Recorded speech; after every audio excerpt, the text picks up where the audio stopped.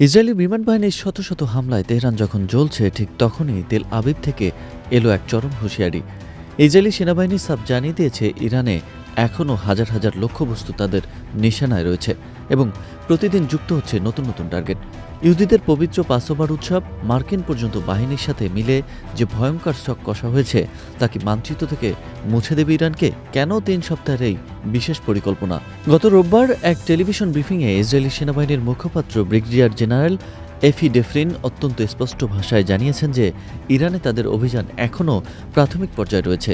তিনি বলেন, আমাদের কাছে ইরানে এখনও হাজার হাজার সম্ভাব্য লক্ষ্যবস্তু রয়েছে এবং গোয়েন্দা ড্রোনের মাধ্যমে আমরা প্রতিদিন নতুন নতুন টার্গেট চিহ্নিত করছি।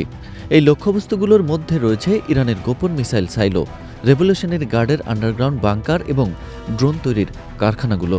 ইসরায়েল দাবি করছে তারা কোনো নির্দিষ্ট সময়সীমা নয়, বরং ইরানের সামরিক ক্ষমতাকে চিরতরে ধূলিসাৎ করার লক্ষ্য নিয়ে কাজ করে যাচ্ছে। জেনারেল ডেফরিন আরও একটি গুরুত্বপূর্ণ তথ্য ফাঁস করেছেন। তিনি জানিয়েছেন, ইসরায়েল তার মার্কিন সহযোগীদের সঙ্গে সমন্বয় করে আগামী অন্তত ৩ সপ্তাহ অর্থাৎ ইহুদিদের পবিত্র পাসোভার উৎসব পর্যন্ত যুদ্ধের একটি সুনির্দিষ্ট পরিকল্পনা প্রস্তুত রেখেছেন। আগামী ১ এপ্রিল থেকে শুরু হতে যাওয়া এই উৎসবের সময় পর্যন্ত ইরানের প্রতিটি কোণায় আকাশপথে হামলার তীব্রতা কয়েকগুণ বাড়িয়ে দেওয়া হবে বলেও জানিয়েছেন তিনি।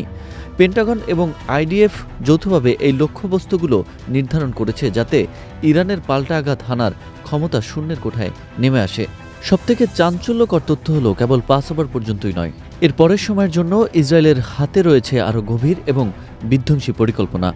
সামরিক বিশ্লেষকদের মতে এই গভীর পরিকল্পনা হতে পারে ইরানের পারমাণবিক স্থাপনাগুলোতে চূড়ান্ত আঘাত অথবা সরাসরি ইরানের শাসন ব্যবস্থাকে অচল করে দেওয়ার মতো কোনো সাইবার বা স্থল অভিযান।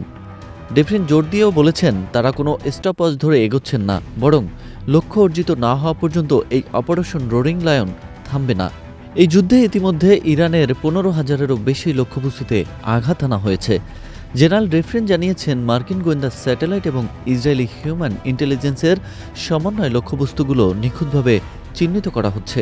মার্কিন জ্বালানি সচিব ক্রিস রাইটও ইঙ্গিত দিয়েছেন যে আগামী কয়েক সপ্তাহ এই সংঘাত অত্যন্ত তীব্র থাকবে, যার লক্ষ্য হল তেলের বাজার এবং আঞ্চলিক রাজনীতিতে ইরানের প্রভাব চিরতরে মুছে ফেলা। এদিকে ইসরায়েলি দাবির বিপরীতে ইরান এখনও দাবি করছে যে তাদের আকাশ প্রতিরক্ষা ব্যবস্থা অধিকাংশ হামলা রুখে দিচ্ছে। তবে গোয়েন্দা রিপোর্ট বলছে, ইরানের অন্তত ৭০% ব্যালিস্টিক মিসাইল লঞ্চার ইতিমধ্যেই ধ্বংস হয়ে গেছে। তেহরান সহ বড় শহরগুলোতে প্রতিদিন বিমান হামলার সাইরেন বাজছে। ৩ মিলিয়নেরও বেশি মানুষ ইতিমধ্যে বাস্তুচ্যুত হয়েছে। জেনারেল ডেফরিনের দেওয়া নতুন হুঁশিয়ারি তেহরানের জনগণের মধ্যে চরম আতঙ্ক সৃষ্টি করছে। কারণ এবার কেবল সামরিক ঘাঁটি নয়, বরং ইরানের পুরো সামরিক শিল্প কমপ্লেক্সগুলোতেও টার্গেট করা হচ্ছে। হাজার হাজার লক্ষ্যবস্তু আর ৩ সপ্তাহের এই সময়সীমা ইসরায়েল কি তবে ইরানের উপর চূড়ান্ত কোনো মরণ কামড় দিতে চলেছে? পাসোভারের পর এই সেই গভীর পরিকল্পনা আসলে কি? ইরান কি পারবে এই বিশাল আক্রমণ ঠেকিয়ে ঘুরে দাঁড়াতে? তা কেবল সময়ের অপেক্ষা।